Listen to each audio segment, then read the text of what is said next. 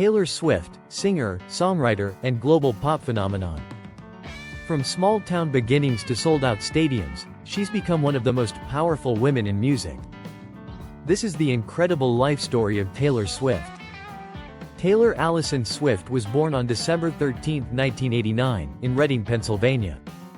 Raised on a Christmas tree farm, she developed a love for music at an early age, especially country artists like Shania Twain. By the time she was 10, she was performing at fairs, festivals, and local talent shows. At just 11 years old, she traveled to Nashville, knocking on record label doors with a demo CD in hand. Most said no, but Taylor wasn't giving up. In 2004, at age 14, Taylor signed a music publishing deal, becoming the youngest in Sony ATV history. She soon landed a record deal with Big Machine Records and began working on her debut album. In 2006, she released her first single, Tim McGraw. The industry was stunned, a teenage girl writing her own songs, telling stories with emotion and maturity far beyond her years. Her debut album went platinum, and Taylor Swift became a name to remember. Taylor's second album, Fearless, released in 2008, made her a superstar.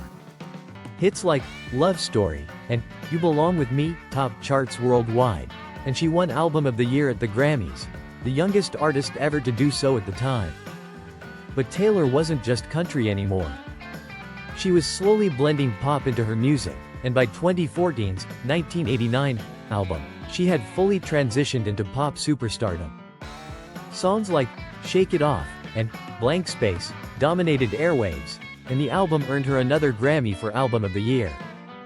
Alongside fame came drama, highly publicized feuds with Kanye West, Scooter Braun, and even former friends.